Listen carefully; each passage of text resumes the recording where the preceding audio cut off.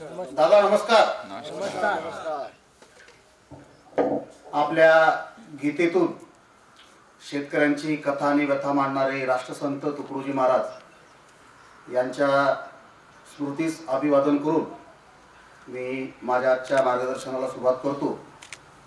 आज आपल्या या अर्जुना गावामध्ये अतिसघन कापूस लागवड प्रणाली या प्रकल्पाअंतर्गत शेतकरी मेळावा ॲग्रोव्हिजन फाउंडेशन, न्यूझीवुड सीड्स व केंद्रीय कापूस संशोधन संस्था नागपूर यांच्या संयुक्त वतीने इथे आयोजित करण्यात आलेला आहे. या कार्यक्रमासाठी मंचावर उपस्थित आमच्या सर्व कृषी तज्ज्ञांचे प्रेरणास्थान डॉक्टर श्री माई सर, त्याचबरोबर मंचावर उपस्थित आमच्या कृषी विज्ञान केंद्राचे वरिष्ठ शास्त्रज्ञ व प्रमुख आदरणीय डॉक्टर सुरेश नेमाडे सर, त्याचबरोबर मंचावर उपस्थित सन्माननीय ठोक साहेब, त्याचबरोबर वैराळे सर, त्याचबरोबर दुरतकर आणि इतरही प्रमुख पाहुणे जे या कार्यक्रमाला उपस्थित आहेत आणि वेळात वेळ काढून या कार्यक्रमाला उपस्थित झालेले आपल्या यवतमाळ जिल्ह्यातील सर्व प्रगतशील कास्तकार बंधूंनो. कापूस पीक म्हटलं की त्या कापूस पिकावर मार्गदर्शन करणारे आपल्याला बरेच मिळतात आणि या कापूस पिकाची वेगळी महती आपल्या जीवनामध्ये आहे. कोणी त्याला पांढरं सोनं म्हणतं, परंतु हे फक्त पांढऱ्या सोन्यापुरतं आपण या कापूस पिकाला पाहत नाही. बघा, हे कापूस पीक आपल्यासाठी एक आशादायी आणि प्रेरणादायी पीक म्हणून आपण त्याच्याकडे पाहतो. कदाचित आपल्याला असं वाटतं की एक कपाशीचं पीक लावलं की माझे सारे संकट दूर होतील आणि त्या अनुषंगानं या कापूस पिकाची लागवड आपण दरवर्षी नव्या जोमानं करत असतो. मग त्यावर कुठलीही समस्या येऊ, त्या समस्येचा विचार न करता सुद्धा आपण हे कापूस पीक लावण्याचं धाडस करत आलेलो आहोत आणि ते धाडस आपण यापुढेही कदाचित करत राहणार आहोत. जर आपण या कापूस पिकावरील किडींच्या बद्दल जर बोलायचं झालं तर एकंदरीत आपण बघितलं की सन 2002 साली BG1 म्हणजे बीटी कपाशीची कमर्शियली आपण लागवड करण्यास सुरुवात केली. 2006 साली BG2 आलं. 2002 ते 2006 आणि 2006 ते 2014 या कालावधीपर्यंत आपल्या कापूस पिकावर मोठ्या प्रमाणात कुठलीही समस्या आपल्याला उद्भवली नाही. परंतु एकाएकी 2015 साली गुजरात राज्यामध्ये या गुलाबी बोंडळीनं कापूस पिकावर प्रादुर्भाव करण्यास सुरुवात केली आणि कालांतरानं सन 2017 साली आपल्या यवतमाळ जिल्ह्यामध्ये नव्हे संपूर्ण विदर्भामध्ये किंवा जिथे जिथे महाराष्ट्रामध्ये कापूस पिकाची लागवड होत होती त्या ठिकाणी गुलाबी बोंडळीचा प्रादुर्भाव आपल्याला मोठ्या प्रमाणात या कापूस पिकावर दिसायला लागला आणि मनोमन खचून जाऊन आपण ठरवलं की 2018 साली मी कापूस पीक लावणार नाही, किंबहुना लावलं तर 1-2 एकरावर लावलं, त्याच्यापेक्षा जास्त क्षेत्रावर मी लावणार नाही. परंतु काय झालं, जे करायचं नव्हतं तेच आपण केलं आणि सन 2018 साली मोठ्या उमेदीनं आपण या कापूस पिकाची लागवड केली आणि ती लागवड केली. 2018 साली गुलाबी बोंडळीचा सामना केला आणि गुलाबी बोंडळीचं प्रभावी व्यवस्थापन सुद्धा आपण केलं. ते गुलाबी बोंडळीचं प्रभावी व्यवस्थापन करत असताना आपण का पाठीवर पंप घेतले फक्त नाही. 2018 मध्ये आपण काही अशा गोष्टी केल्या की ज्या गोष्टी करण्यासाठी आपल्याला फारसा खर्च लागणार नव्हता. त्यामध्ये मग नंतर शासनाने सुद्धा पुढाकार घेऊन रेफ्युजी इन बॅग म्हणजेच त्या बीटी बियाण्याच्या पाकिटासोबतच नॉन बीटी कपाशीचं बियाणं मिसळून देण्यास सुरुवात केली. नाही तर यापूर्वी काय व्हायचं, बीटी कपाशीच्या बियाण्यामध्ये छोटं पिल्लू, छोटी पुडी नॉन बीटी कपाशीची राहायची. ते छोटी जी पुडी होती ती आपण काही कारणास्तव आपल्या शेतात लावली नाही. परंतु गुलाबी बोंडअळीसाठी किंवा बोंडअळ्यांसाठी जे बीटी कपाशीचं तंत्रज्ञान होतं ते संपूर्णपणे नॉन बीटी कपाशीच्या त्या बियाण्यांवर सुद्धा काही प्रमाणात विसंबून होतं. कारण ज्या तज्ज्ञांनी या बीटी कपाशीचा शोध लावला असेल त्यांना कदाचित माहीत होतं आणि सरांनी आपल्याला सांगितलं की कापूस पिकामध्ये दर 10 वर्षानंतर परिस्थिती बदलत राहणार आहे. आणि कदाचित त्यांना सुद्धा माहीत होतं की या बीटी कपाशीमध्ये सुद्धा कधी ना कधी किडींच्या विरोधामध्ये प्रतिकार क्षमता निर्माण होईल. आणि हा शेतकऱ्यांना शास्त्रज्ञांना अंदाज असल्यामुळे त्यांनी नॉन बीटी कपाशीचं बियाणं आपल्याला लागवड करण्यास सांगितलं. आता आपण बघतो त्या बीटी कपाशीच्या बियाण्यासोबत ते मिसळून येतं आणि आपण ते आपल्या शेतात लावतो आणि त्या अनुषंगानं आपल्याला या गुलाबी बोंडअळीच्या व्यवस्थापनासाठी सुद्धा त्याचा काही प्रमाणात फायदा मिळतो.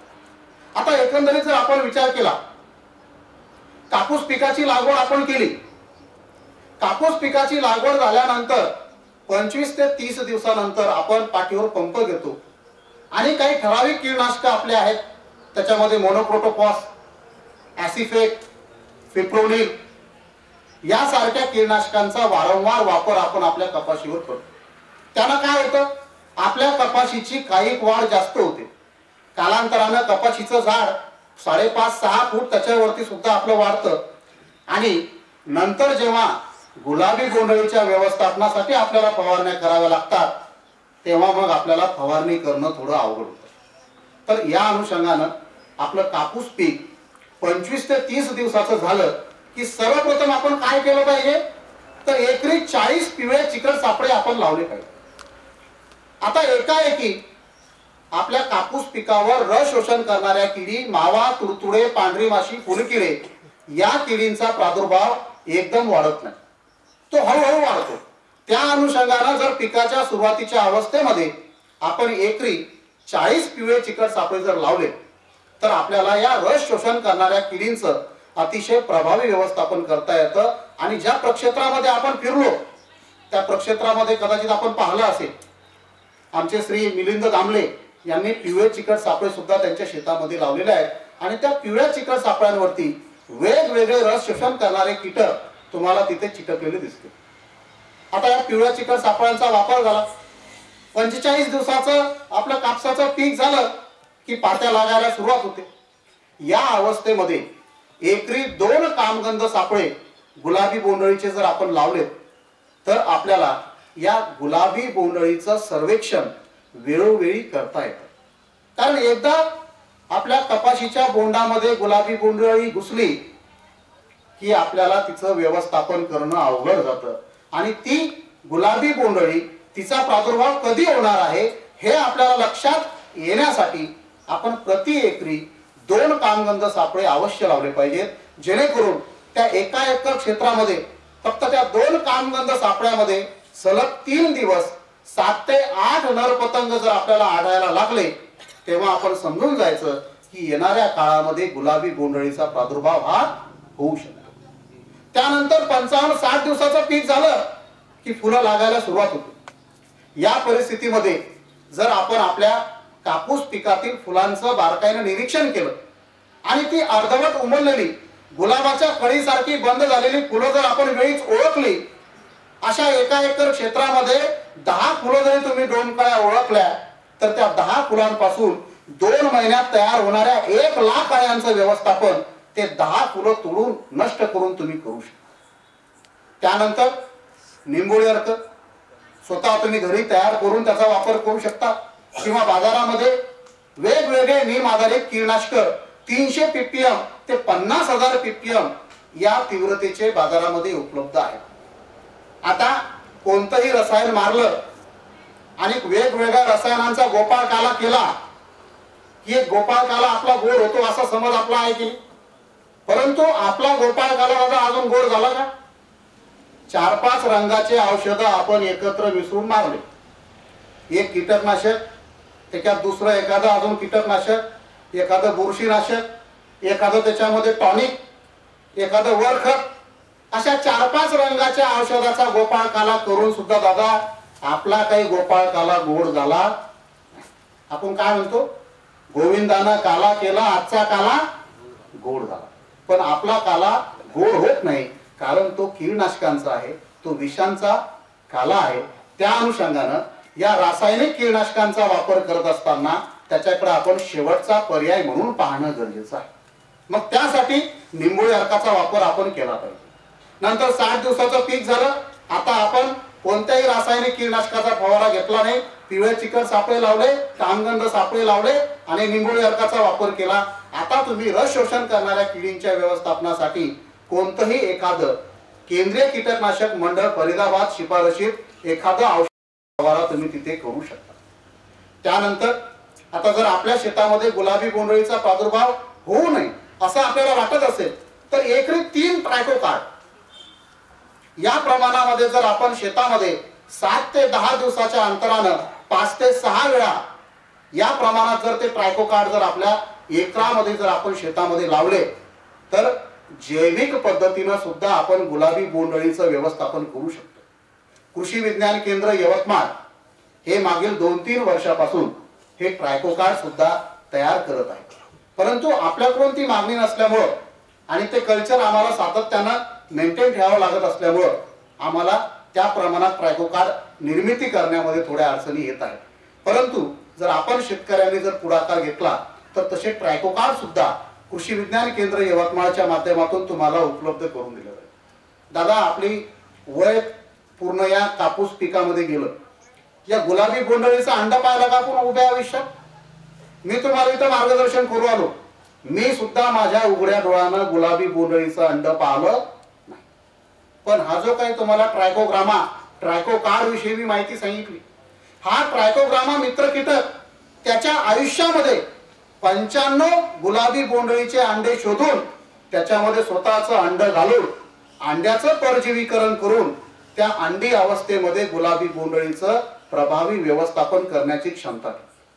तर अशा जीवस्य जीवनम या उक्तीचा वापर करून आपण अतिशय प्रभावीपणे जैविक कीड व्यवस्थापनाच्या माध्यमातून सुद्धा या गुलाबी बोंडअळीचं प्रभावी व्यवस्थापन करू शकतो. नवसारी कृषी विद्यापीठ त्याचबरोबर जुनागड कृषी विद्यापीठ या दोन्ही विद्यापीठाच्या 2019 सालची एक शिफारस आहे. बिवेरिया बेसियाना 1.15% WP हे एक जैविक बुरशीजन्य कीटकनाशक आहे. 50 ते 80 ग्रॅम प्रति 10 लिटर पाणी या प्रमाणामध्ये जर आपण 15 दिवसाच्या अंतरानं 4 ते 5 फवारण्या केल्या तर आपल्याला गुलाबी बोंडअळीच्या व्यवस्थापनासाठी एकही रासायनिक कीटकनाशकाचा फवारणा करण्याची आवश्यकता नाही. आणि जर अगदी आपलं कापूस पीक पात्या फुलावर येण्याच्या अवस्थेपासूनच जर आपण अशा जैविक बुरशीजन्य कीटकनाशकांचा वापर केला किंवा ट्रायकोग्रामा मित्र कीटकाचा वापर केला तर आपल्याला येणाऱ्या काळामध्ये पुढे कमीत कमी फवारण्यामध्ये सुद्धा आपल्या गुलाबी बोंडअळीचं प्रभावी व्यवस्थापन करता येऊ शकतं. दादा, बोलणारे वक्ते खूप आहेत, बोलण्यासारखेही खूप आहेत. कदाचित हा केंद्रीय कापूस संशोधन संस्था नागपूर यांच्या माध्यमातून आपल्या कृषी विज्ञान केंद्राच्या माध्यमातून आपल्या या यवतमाळ जिल्ह्यामध्ये 580 हेक्टर म्हणजे जवळपास 1500 एकर एवढ्या प्रक्षेत्रावर आपण तो राबवत आहोत. आणि या प्रकल्पामध्ये जवळपास 6 ते 7 वेगवेगळ्या कंपन्या आणि त्या कंपन्यांची उभट वाढणारी वाहनं या प्रकल्पामध्ये आपण निवडलेली आहेत. आणि या प्रकल्पाविषयी एक तुम्हाला समजेल, कळेल आणि वळेल अशी एक गोष्ट मी तुम्हाला सांगण्याचा प्रयत्न करतो. आपलं कापूस पीक जे आहे, आपलं कापसाचं जे झाड आहे, त्या कापसाच्या झाडाला 2 प्रकारच्या फांद्या असतात. एक म्हणजे गळ फांदी आणि दुसरी म्हणजे फळ फांदी. गळ फांदी आपल्याला 20% कापसाचं उत्पादन देते, 80% जमिनीचा कस खाऊन घेते. 80% जमिनीतलं मटेरियल खाऊन आपल्याला किती टक्के मटेरियल दूर आली? फक्त 20%. फळ फांदी काय करते? फळ फांदी 20% अन्नद्रव्याची उचल करते आणि 80% कापसाचं उत्पादन आपल्याला देते. आता जर आपण आपल्या वावरात जर गेलो तर आपल्याला फळ फांद्यापेक्षा कोणत्या फांद्या जास्त दिसतील? म्हणजे ते कपाशीचं झाड ते राहिलं बाजूला, त्याच्या मधून निघालेल्या ज्या फांद्या आहेत त्या कपाशीच्या महत्वाच्या खोडाला, त्या खोडावर लागणाऱ्या फळांना, त्यांच्या आकाराला त्या थांबवत आहेत. तर या प्रकल्पामध्ये आपल्याला जास्तीत जास्त फळफांद्या आपल्या झाडाला राहाव्यात. गळफांदी जर आपल्या झाडाला राहिली नाही तर आपल्याला त्या अनुषंगानं उत्पादनामध्ये फायदा होईल. हे या प्रकल्पाअंतर्गत किंवा या अतिसघन कापूस लागवड प्रणालीचं गमक आपण समजून घेतलं पाहिजे. आणि त्या अनुषंगानं जर आपल्याला मॅपिक्वॅट क्लोराईड जे काही चमत्कार जे वाढ संजीवक आहे त्याचा वापर जर आपल्याला करायचा नसला तर आमच्या इथे शेतकरी आहेत श्री मिलिंद दामलेजी यांनी काय केलं, डी टॉपिंग म्हणजे आपल्या कपाशीचा शेंडा त्यांनी 2 वेळा फोडला. किंवा दादा लाड तंत्रज्ञान जे आहे ज्यामध्ये 45 दिवसाचं आपलं कापूस पीक झालं की आपण त्या गळफांद्या काढून टाकू शकतो. अशा पद्धतीनं सुद्धा तुम्ही या अतिसघन कापूस लागवड प्रणालीचा वापर करून आपल्या कापसाचं दर्जेदार उत्पादन घेऊ शकता. आणि सगळ्यात महत्वाचं, कोणत्याही रसायनाचा वापर करत असताना जे आपण पाणी वापरत आहोत फवारणीसाठी त्या पाण्याचा सामू हा 6 ते 7 दरम्यान असला पाहिजे. आणि खऱ्या अर्थानं मला असं वाटतं की दोन्ही महाविभूती इथं आपल्या समवेत आहेत, सन्माननीय डॉक्टर CD माई सर आणि आमचे मित्र श्री मिलिंद दामलेजी यांच्या प्रयत्नातून आपण बघतोय की आता शेतकऱ्यांमध्ये सुद्धा पाण्याचा सामू हा 6 ते 7 दरम्यान असावा, ऍसिडिक असावा. या अनुषंगानं आता बऱ्याच अंशी आपलं शेतकऱ्यांमध्ये सुद्धा जनजागृती होत आहे. मला असं वाटतं की माझ्यानंतर बरेच बोलणारे वक्ते सुद्धा आहेत. आपण बऱ्याच